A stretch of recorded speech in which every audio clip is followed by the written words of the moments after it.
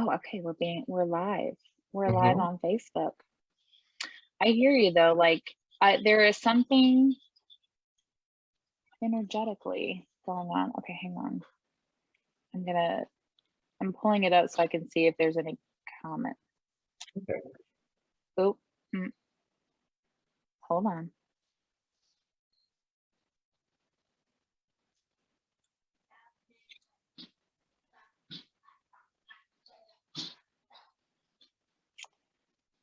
I'm getting an echo. Oh, that's because it's open on my computer. Lord Jesus, you guys, this is where I'm at.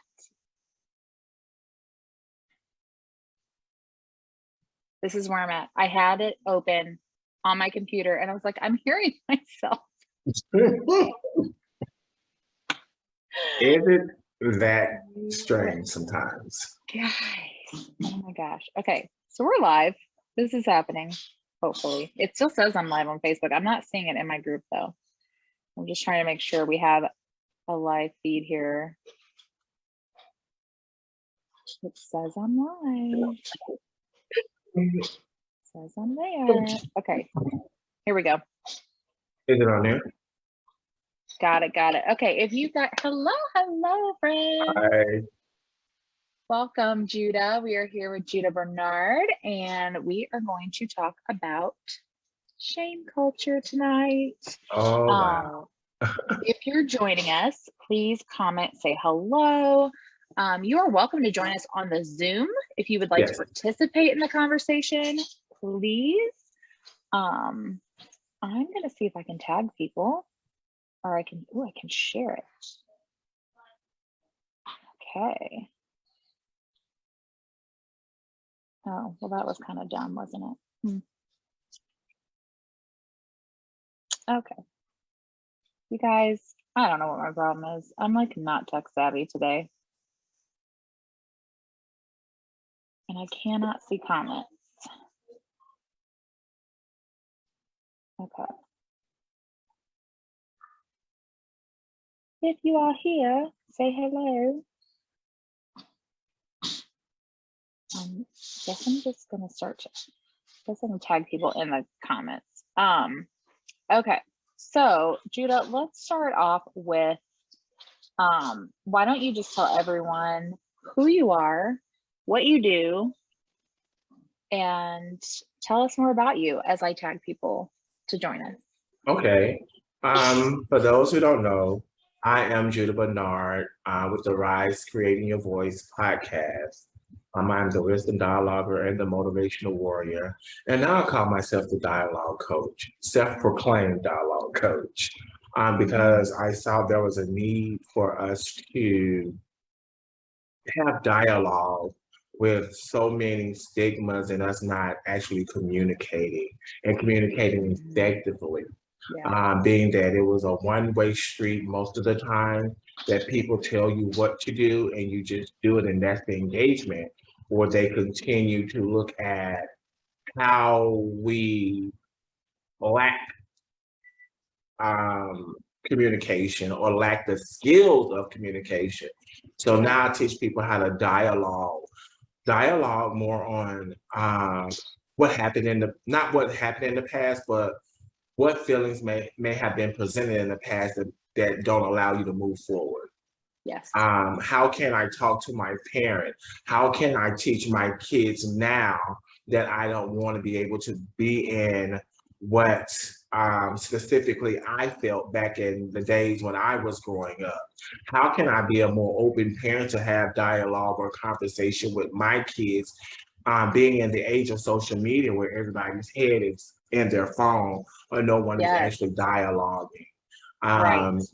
So tech has taken over the world, but we are people. We don't have to allow tech to take over the world. We can still take over the world because we are people and we are humans and we have minds, not technology. Technology is a substitute for a mindless situation. So if you want to be mindless, continue to use tech. Yep. Um, but I know we need it because we have, it used, for different things as far as I use it definitely for Excel spreadsheets and things like that. But the topic of why am I here? Basically, because I do provide platforms in which I talk about all platforms, and in those platforms, it's about communication, educating, and building high order thinking. And high order thinking meaning that each day we need to be thinking of a different process of thinking, creating a more high order, because sometimes we're set at a substandard and that's where we stay. Yeah. I don't want to be a standardized thinker, especially what we learn in school and things like that, but be a strategic thinker too as well, and making sure I move forward and being a great dialoguer as well. So that's one reason why the Rise Creating Your Voice podcast was created, so we can have a platform for those who do want to talk about those things or just different things that can prescribe a thought pattern. This is so good. Yeah. I mean, it's so needed, because I do think that not the art of talking has been lost, but there is a lack of communication. Right. And what I mean by like communication is there's a lack of me being able to express myself to you, you being able to understand what I'm saying, and then process it and, you know, speak back in a way that everyone seems to be getting offended every single day about something. And it's like, I feel like we need to stop getting offended about other people's feelings. Or why am I getting offended? Because it's triggering something in me that I haven't dealt with. Like, you know, there are those things that keep happening. And if we learn to communicate more effectively, then we would have less of those issues, I think. So I think it's super important what you do. Right, and I think more so of it's all about adulting too. Moving from, if you haven't grown up from your conversations, that means you haven't adulted. Yeah. That means you can't have a positive conversation or a confrontation, whatever that situation may be. So, each one should be thinking about erasing the feelings and actually putting a dialogue in place of a conversation. What's my accountability in this conversation is making sure that I provide effective feedback. And also, one job that I have to do is listen to in this conversation and not respond so abruptly or quickly because I want to get something out, but be able to sit back, receive the feedback, analyze it, and then come back with another either a question or a comment that can trigger conversation and dialogue. Most things are just one-ended. Because you did that. Well, you already blamed me. Right. So why are we having a conversation if you blamed me already? Yeah. So people are going to be in their feelings. People are going to be easily offended. Yeah. I haven't even pleaded my case. It says innocent until proven guilty. That's in the court of law. You already blamed me. Yeah, I know. It's like so many people just jump to the conclusion before they even listen to what's really happening or to hear someone else out. And I think a lot of that, again, it really ties in with what we're going to talk about tonight, going back to shame culture, because I think that was such a huge part of my life growing up, and probably you too. Like, it was just kind of like the dynamic. And, you know, there's certain things you do and there's certain things you don't do. And if you do those things, then you're shamed. And really the things that we were taught, like things you don't do, sometimes are just human things. Those are just human experiences that we all go through. And it's really nothing to be ashamed about. But when you grow up in that shame culture, we don't talk about that. We, you know, push that under the rug. And I think that really people are trying to get out of the shadow of that, because, you know, we now have the Me Too movement and we have all these things coming out where women and LGBTQ plus community and everyone is coming up and trying to tell their story, and they're trying to finally speak up, which I think is so good. Well, I think more so or less in that shame culture, and I don't believe it's about the shame. It's sometimes it's about power and authority too as well. Mhm. Yeah. And when you, it's not the shame of coming out and saying it, but I think it's more shame of if I say something, Mhm. what would people think? Because then the oppressor at that Yeah. particular time may have promised you something or gave you an inkling that something was going to happen to you if you did tell, or even if they were a high ranking official or whatever. Oh, if you do tell, you know, what will this happen? Then you're lost at words because basically usually when things like this happen, you're confused. Mhm. Um, Absolutely. so is it shame toward you?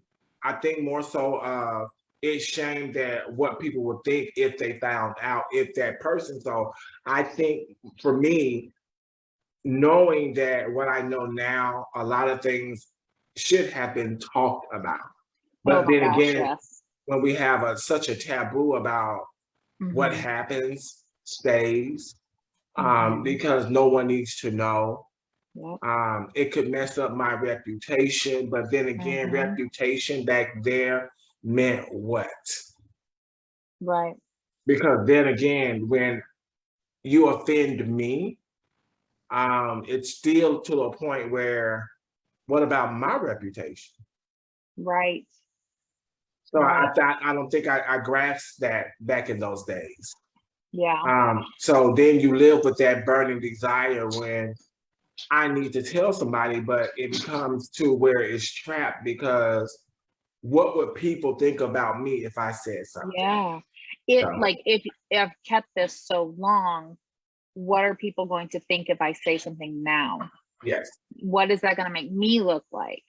But even I think too, like the shame, and we can talk more about this because I don't think it's talked about enough, but the shame of depression and yes, anxiety. Like yes, people harbor these diagnoses by themselves, which is so hard because I mean, I've battled depression and anxiety for a long my like I can't even remember how old I was when I first kind of had the feelings of depression and anxiety, but it's like we harbor that and it becomes our burden. And right. then we feel ashamed to even mention it because I shouldn't be depressed. I have a great Right, family. right, I have all these, wonderful things that people don't have. Like, what do I have to be depressed about? But what people, didn't understand is that it's not necessarily a feeling. It is like a chemical reaction in your mhm, brain, and it has nothing to do with your circumstances. right. And I Um, and if I can, I think mhm. more or less because of the shame, depression, the same anxiety and things like that, especially if you grew up in a household where they said, um, well, nothing's wrong with you. Suck it up. That was our Um, phrase. so that's what you were taught. Yeah. But then You look again, fine. yes, You look fine. And you I look think great to too, me, yeah.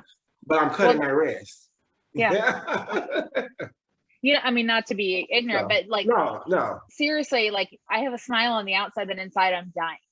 yes, Inside my soul is dying. And I think too, men suffer more than we realize because I think there has always been a stigma, especially with depression for men. It makes them look weak, or you're a man, buck up and, you know, get your but life together. But I think that is an unrealistic expectation that has been put on men. But that's the question that I have too as well, because just looking at the highest suicide rate is in a Caucasian male. Yeah. Yeah. So I think what we still have to understand that takes up a lot of percentage of the suicide rate. Hmm. So what are we dealing with in society? But then again, when I mentioned it in a meeting, that were me and the other 99% was Mhm. Caucasian males. They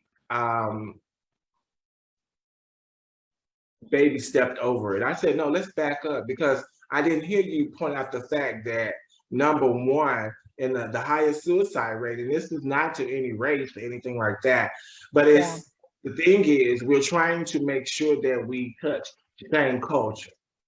Mhm. And if you look at the percentage and things of people that have done either some type of shaming or been the offender to someone, is in that suicide rate factor. Yeah. So what has happened that no one has emphasized the need of targeting that population? Yeah. I think it has they have fallen through the cracks. Yeah. And I think part of the reason they have fallen through the cracks is that, you know, society really was built on this patriarchy and upholding this this stronghold and this power. And if you're battling depression and anxiety, then you're not stable, and therefore how can you hold power? Right. And so I think, you know, I think that dynamic has just been ingrained in the generations over time. You're strong, you're a man, so you have to be strong, you have to be put together all the time, All the time. you can't show emotion. Right. And I think that has just been so dangerous psychologically to men, because everyone has emotions. Yes. And if you hold that in, all it does is it manifests in a different way, which I think has manifested in anger and resentment over the years. And I think that recently we've been getting better about addressing men's mental health, but not nearly enough. Not nearly enough. But yeah, I mean, back to, it really ties into shame culture, because growing up, if you have this, like, I would think, I mean, I felt it growing up, like this internal shame. I'm praying, I'm going to church, I'm participating in youth and doing all of the things. And I am, you know, putting a smile on my face, and I'm trying to like fake it till I make it. And it was like internally, I felt like I was dying, and I was struggling so hard.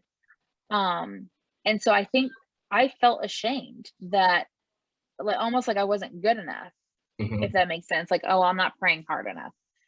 I must be doing something wrong, if you will.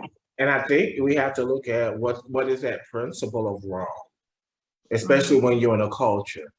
And the thing is, I want people to understand, in shame culture, it does not have to specifically mean race or gender. Yeah. It could actually be in the society that you run in. It can be in a group or a work group. It could be in a whatever, 4-H club. I'm just trying to give examples. Boy Scouts. And it's that principle that they uphold you to, because if you do something that's not in that principle, the shame culture comes on, and then that's when you get the pat on your hand or whatever, even in your workplace. I mean, essentially it could be different in your family. Exactly. Like your family unit that you grew up in, every single family is different, and you know what they tolerate, what they're willing to accept, what their, you know, internal family rules are.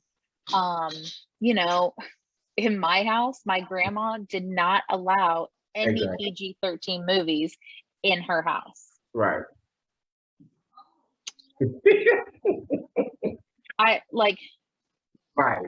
Bless my Meemaw, she is gone, but there were PG-13 movies in her house. Right. She's like, So, there's no PG-13 movies in her house. But, you know, I mean, that was like her rule. And, you know, that's the thing. It's like, oh, I brought one in and like now, oh, I feel bad. Like I'm right. ashamed, you know, and that's what I'm talking about. Like that shame culture can be different for Everywhere, everybody. everywhere, Everywhere. everywhere, everywhere. And that's why I want the listeners to definitely understand that we're not just talking about race or gender, but the shame culture can be in whatever culture setting that you're in. It Yeah. can be a mixed crowd. It can be crowds of diverse crowd. So we Right. still have to understand what that looks like as far as the principles that uphold in that culture or that group at that particular time. And most of us become shame culture in a lot of things, churches, Yeah. tabernacles, synagogues, wherever your place of worship is. Sometimes you're Yeah. it's a shame culture there too as well. Oh, So, I was dripping in it growing up. so Everywhere I turned, there was something to be ashamed about. Like, you know what I mean? Everywhere. And then, of course, I feel like, you know, most kids rebel against that because it can be so constricting. And we're human.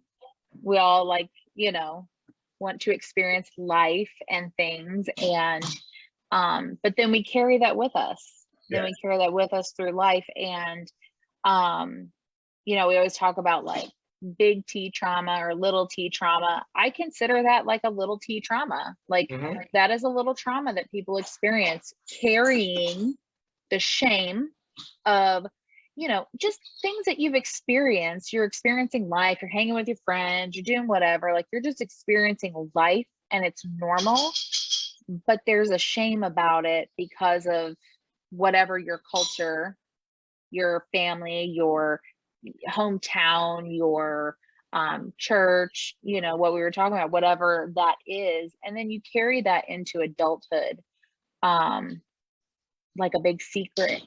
And then that weighs on you. And that then manifests into something else in your life because you're feeling this, you know, shame that you've carried with you for years.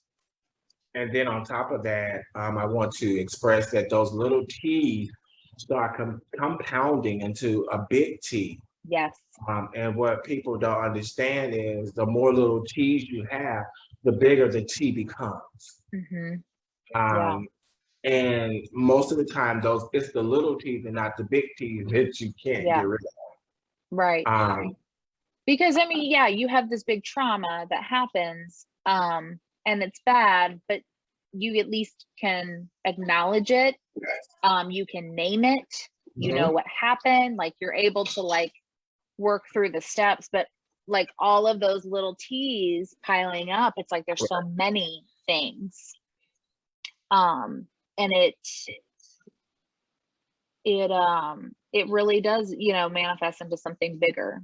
I agree with that. Right.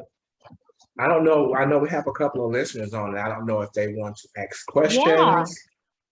Anybody joining us, let us know you're here. Ask a question. I do have my comments up. I can see, believe. It takes a minute to come in after you type it.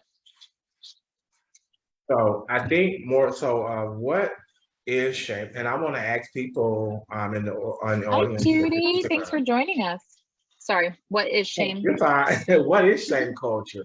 Let's ask something for them. And I think each one someone might have a different definition of how they feel shame culture is effective or what it is to them. So absolutely. So everyone who's listening, what is shame culture to you? What are some shame things that you were ashamed of as I mean, I guess like as a growing up is what I'm trying to say. Whatever. The Adderall has worn off, folks. I'm so sorry. Putting coherent thoughts together. This brain's working overtime. Tell you what. So yeah, let us know, what are some of the things that popped up for you, you know, in regards to shame or shame culture. or shame culture. Yeah. Don't be scared. Just Please type it don't be in. scared. There's no judgment here. No judgment zone, just like Planet Fitness. Oh my God, that was so funny. Just like Planet Fitness. Oh, that is hysterical. But if you drop the weights, Hey, we will holler. Danny. My gap in my Danny. teeth, but I'm more confident in my older years. Yeah. I mean, as women, yeah. I mean, our appearance for sure. How dare we go out of the house without every strand in place? Probably more so, you know, in some than others, but Danny, you're beautiful no matter what. You're so fun. My gap in my teeth. But yeah, that's absolutely. I think that even those little things, you know, we internalize, and it's just like it eats away at us if we're not careful and we're not mindful and changing that narrative. Yeah. Anyone else? Don't be shy. Don't be Let shy. us know what you're thinking. What on. popped up for you? What popped up for you growing up? Shame. Hey, Ryan, thanks for joining us. What is shame culture to you? What is something that you dealt with anytime, Danny? You know I love you, girl.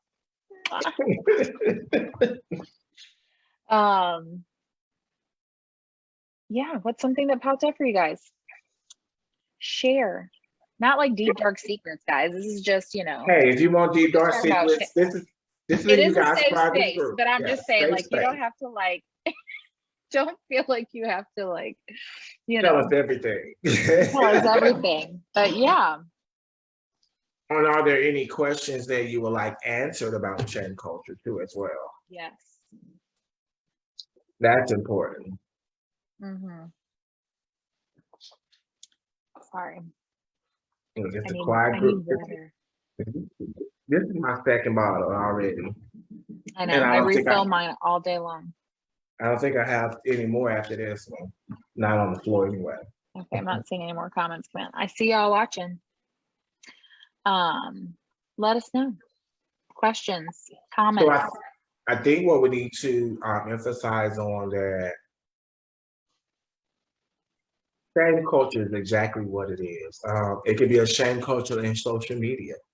The groups that you're in. Big time. What does that mean? It's a lot of shaming on social media. I'm sorry.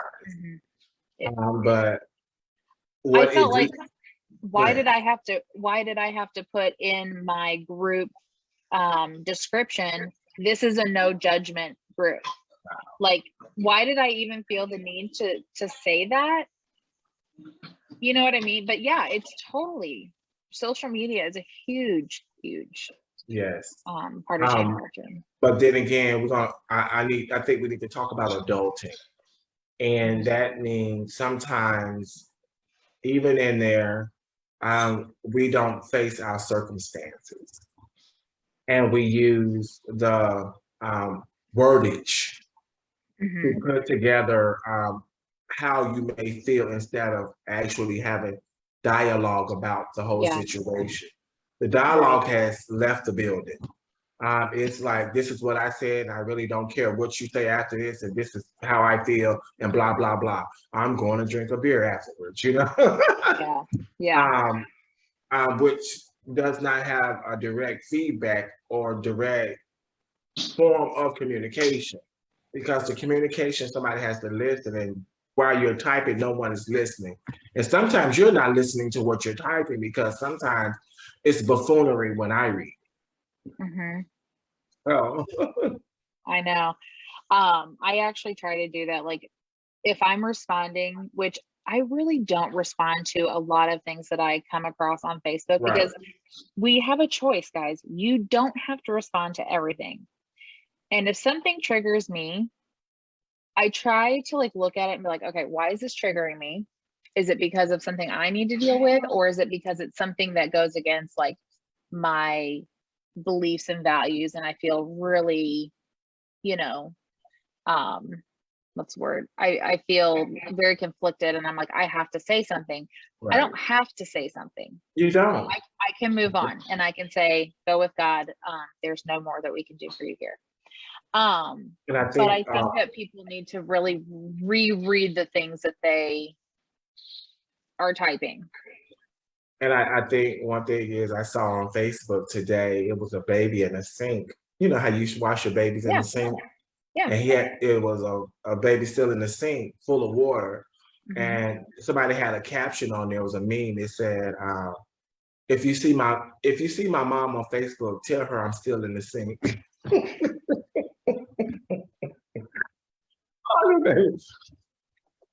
I'm sorry for snorting, you guys, but that was one of the funniest posts I've ever seen. That is good. I have been laughing at that since I saw it this morning. I was looking like, wow, that they really forget you, and they do, That is because so funny. people get so entwined. They do. They get so caught up in this life online. That's what I want to call it. They call it. They get so socialized into typing and Facebook and looking what's going on in the world. Oh my God, so They funny. They forget about the little world that they live in. Yeah.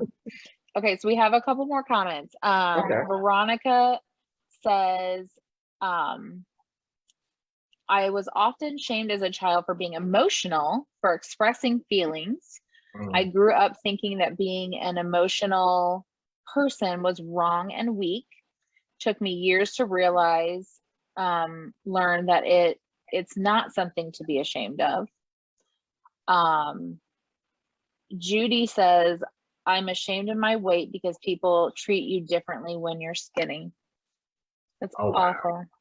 I'm so sorry, Judy. But I do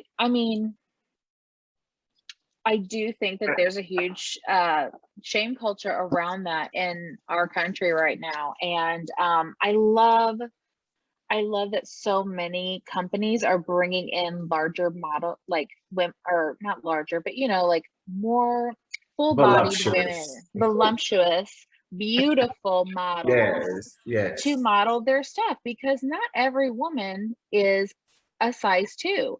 Like, zero. You can say it. Let me be very clear.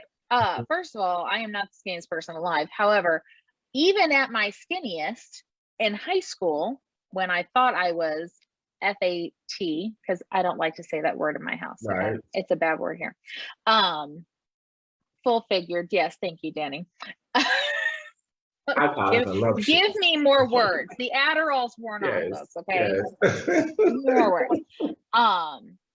Even at my skinniest, I still weighed like 175, but I was muscular and I ran, you know what I mean? Like, not everyone is built the same, but I mean, it is a pressure that has been put on women. And Judy, I think really, truly, like, even like my mom's generation, that was a big deal in their generation, that women be a certain size and shape. But we have to understand the behavior and the society and the culture back then too, as well, in which you still have to. Laughing at Ryan.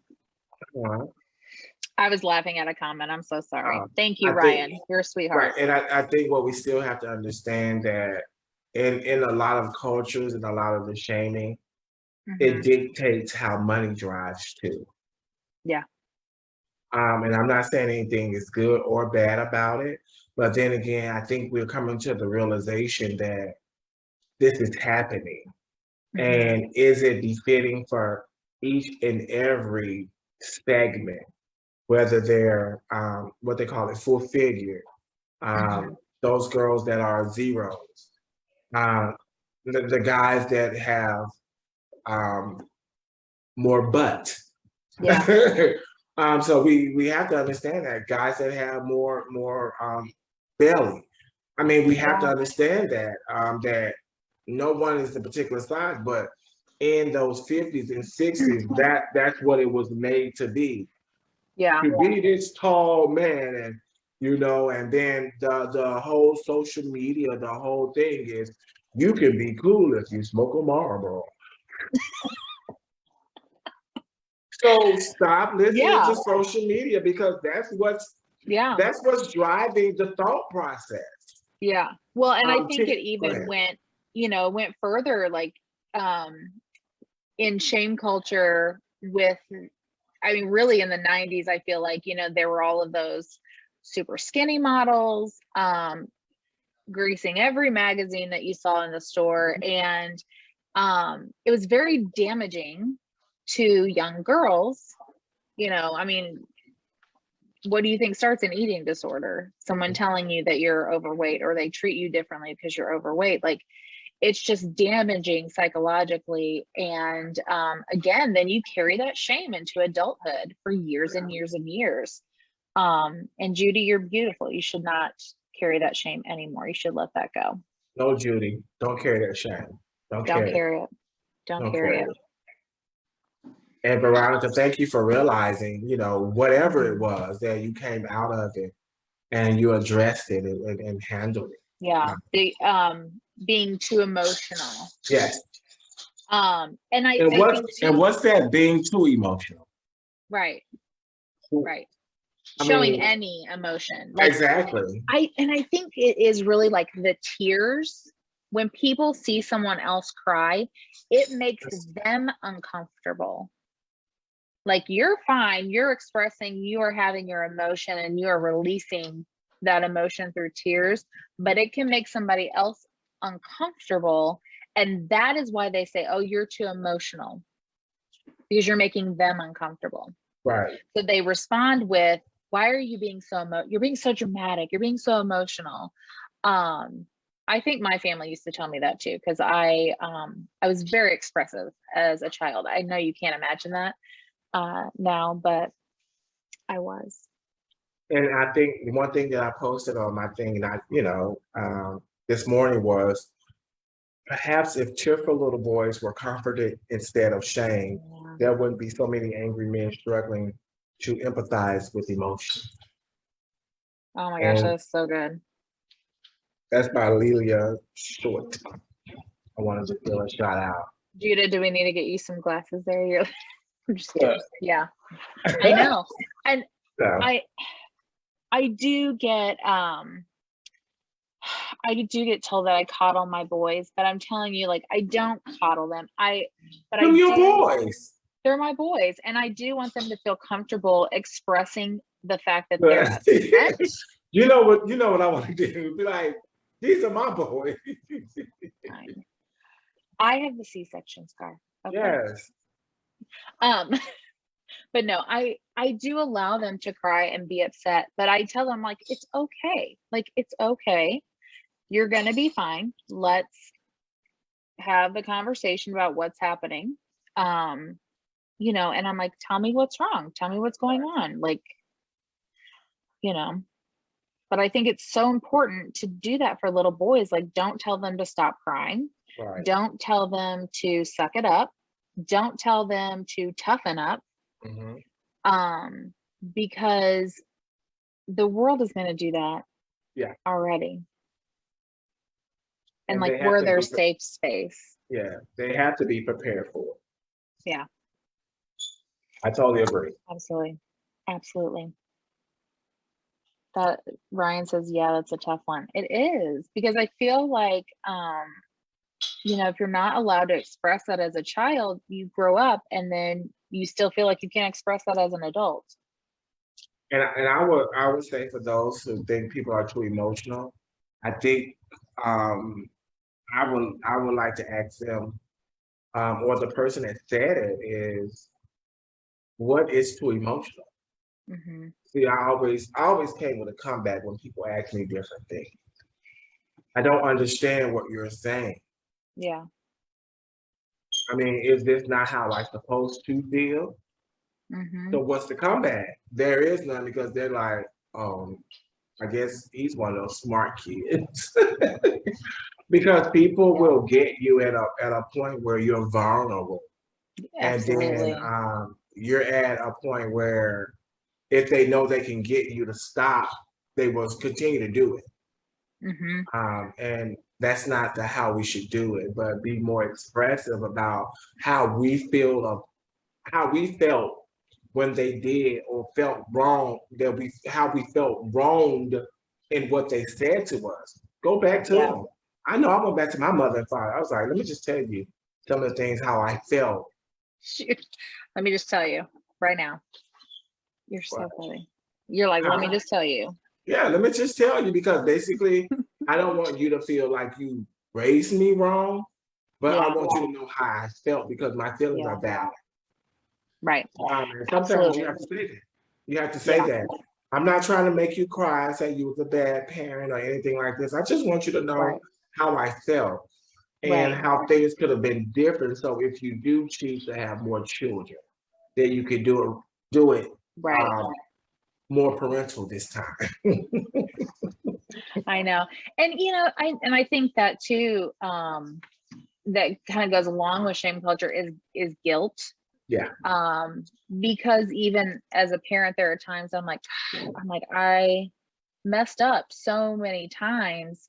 But I will tell you, the one thing that I've always done is that I actually will apologize to my children. And you're supposed to.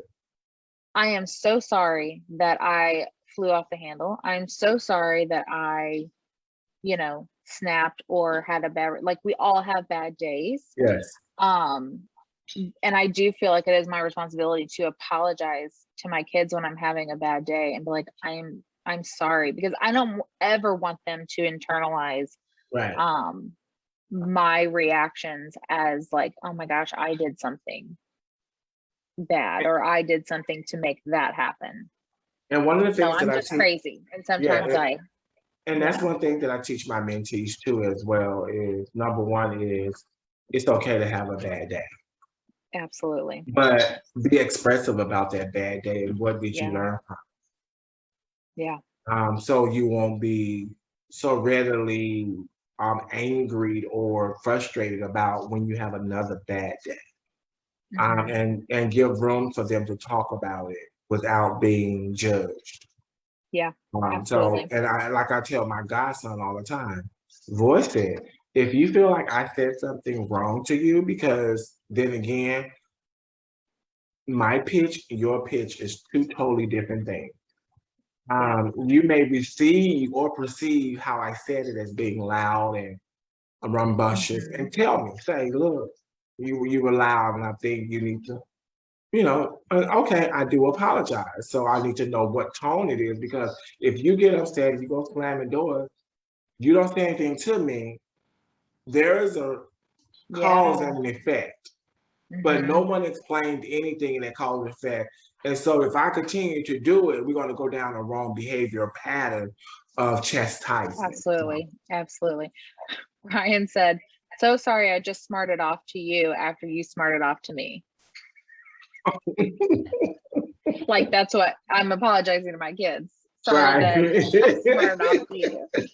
That's really funny. So I don't know if you guys follow, or Judah, I don't know if you follow Brene Brown.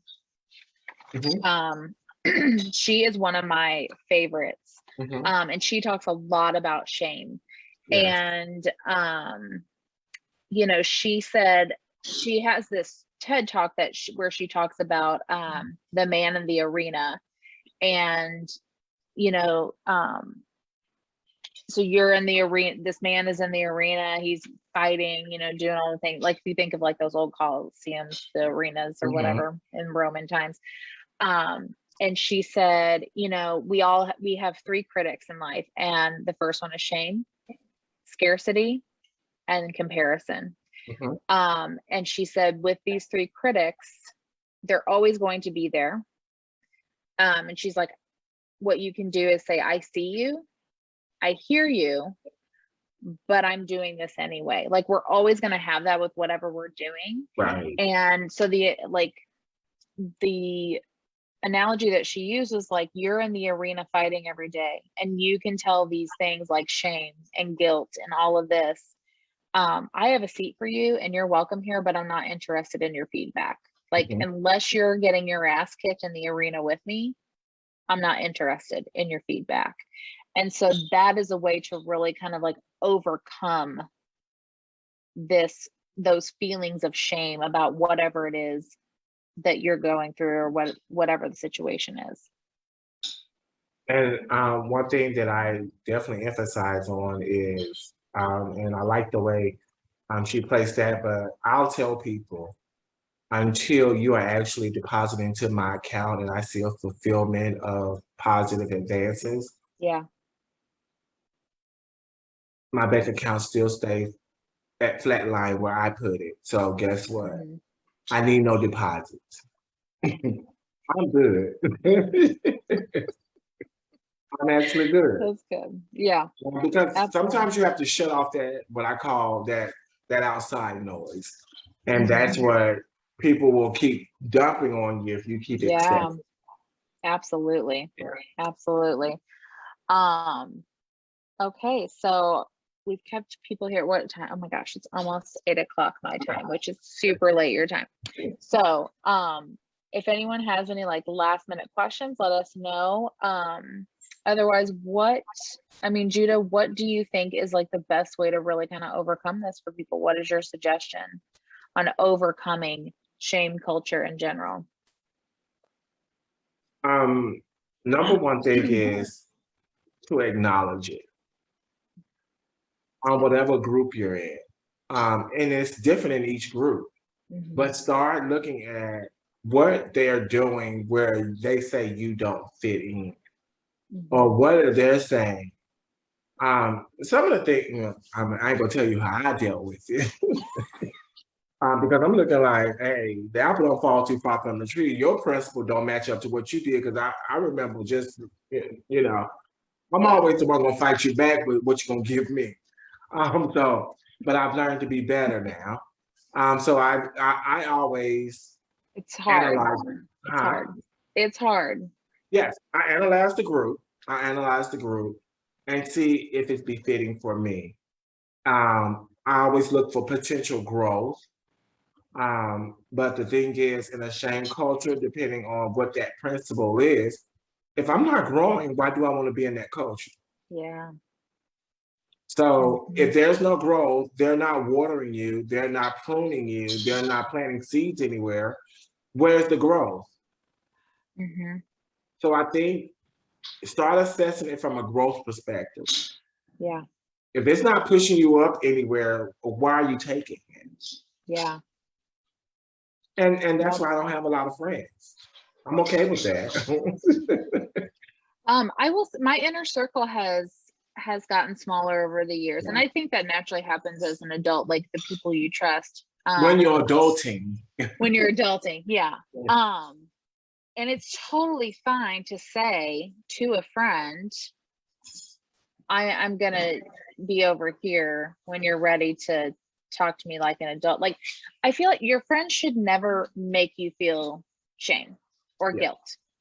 But they will. But yeah, sometimes they do. And I don't know, like I was Because having a you know conversation. why? Let me tell you why, Katie. Because Tell me why. sometimes in your break, they go and celebrate with some other people they think have principles, and then they take on those traits. Then they try to bring those traits back into y'all Yeah. circle. Then it's like, no, Yeah. you're not adulting anymore. You Yeah. went back to preteen. We're not in high school kids. Yeah, we're not. I think too, like people get they get a little insecure about who they are as a person. Mhm. And so that's when they start taking on those different personality traits from other friends, because they're insecure in who they are showing up as.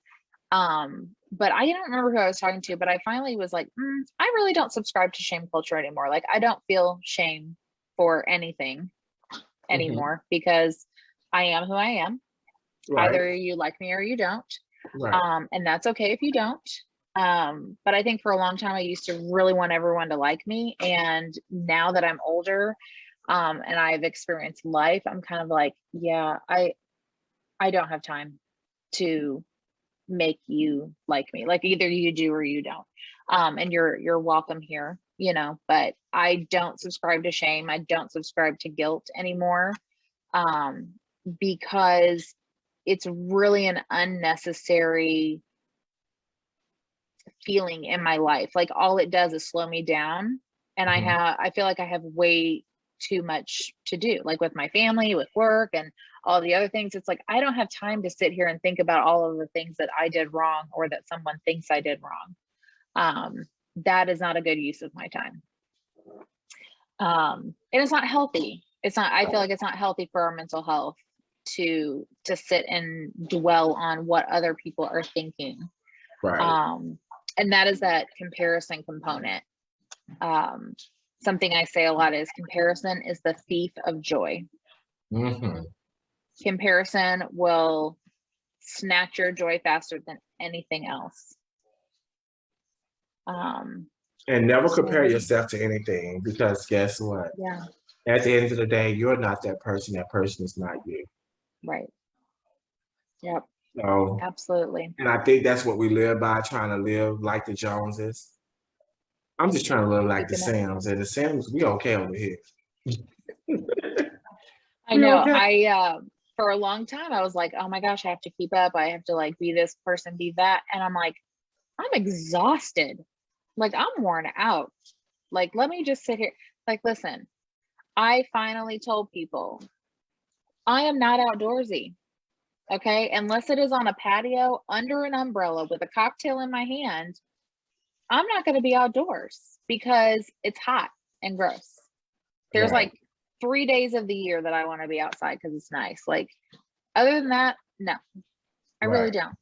Or if I'm at the beach, I'll go to the beach because it's the ocean. But like, you just have to own who you are. Yes. And then I feel like that shame culture just naturally starts to disappear.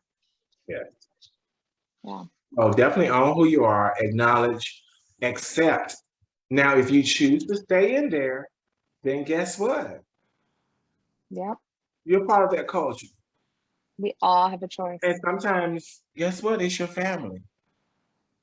That's a hard one. I've left my family. I'm okay with it. Let me say that out loud. I had to leave my family at one point, because at the end of the day, if you keep feeding me this crap, I'm not going to get any better. So who's going to be the bigger person? Me. And remove myself, because I need a healthy me. It can't be a healthy us. I need a healthy me. Yep. And it's about me, because guess what? The more you stress me out, the shorter my life is. Yes. Oh my gosh. So we have to understand that. I just speak on real terms. So we need to start thinking about wealth is health, and being that you want to be wealthy in your mental, your spiritual, and physical. Absolutely. And what does that mean? You're going to have abundance all the time? No, but just have peace, knowing that outside integers and forces cannot affect your inner peace. Yeah. Well, abundance isn't always monetary. Right. But I want people to understand that too as well. Yeah. I mean, they hear abundance. Like, oh, I'm getting a lot. It's like, no, it's raining. Yeah, abundance can be in anything. Like you can have an abundance of peace. And there was a time that I had to walk away too. I mean, you have to take care of you. Yes. You have to do what's best for you. And if my good friend Micah, who Judah, we were talking one day, and she was like, it's like my family is in the house and it's on fire. And I keep saying, guys, the house is on fire. We have to get out. Come on, let's go. So she runs out, but her family's still sitting. They're like, yeah, we're fine. We're just gonna hang out. And she's like, guys, come on. The house is on fire. It's like, you are not going to be able to convince people that they are projecting or shaming you or doing these things to you. Sometimes you just have to get up and walk out of the house and say, listen, I've done all I can do here. Now it's time to pour into me, because I'm not about catching on fire. And let me show you what I did. If you're gonna come to my house, we're gonna have an hour prayer before you enter in. I'll stop people from coming to my house already. Wait, you said if you come to my house, you're going to have an hour what? Prayer. Like, what? So you enter the door, we're going into prayer for a whole hour. Because that's how much they need. Because I need you cleansed before you come in here. Because I already have my space. I already have my good space. And some people need that to have some type of caveat to say, if you come over, you're gonna have to wear mud shoes because I want mud shoes in my house. Yeah. Oh, I'm not taking my shoes. Well, you don't want to come over my house. Yeah. Like you don't have to allow the negative energy around you. Because it lingers in your couches, in your beds, wherever they've been. Yeah, you don't have to accept it. Like you can simply say, I no longer want to carry this shame and this guilt. I no longer want to be a part of this culture. I'm going to take care of myself and I'm going to move on. And that's important. Yeah. And most people don't do that. So one thing is we definitely want to know that, acknowledge that the shame culture in that shame, in that culture. Absolutely. If you choose to stay in it, that's still your acceptance and their shame in that culture. Right. Assess it. If you can handle it and you see growth in there, because sometimes there's just growth and, it's just that little small piece. And growth meaning that it's going to get you to move in a career or it's going to get you to be something bigger. Right. Not saying that you have to take all of it, but just know that you got to have that mindset to be that, what they call it, I'm rubbing you glue, whatever, bounce off the phone or you type of thing. But you have to be knowledgeable to know that you're in it just for that situation. And then accept it and be able to move out from it. Because the thing is, sometimes we hold ourselves too long in a bubble and we stop breathing. Yeah. And that's what I don't want to see. Sometimes you have to pop that bubble for you to breathe and release your energies and release yourself to be able to manifest wherever you're going to be into. Whatever beautiful butterfly, if you even want to be a worm, a caterpillar, a platypus, whatever you want to be. Whatever you want to crack open and be. Go with it. Oh my gosh. Well, Judah, thank you so much for taking the time to talk to me about this. I feel like we could talk about it for hours and hours.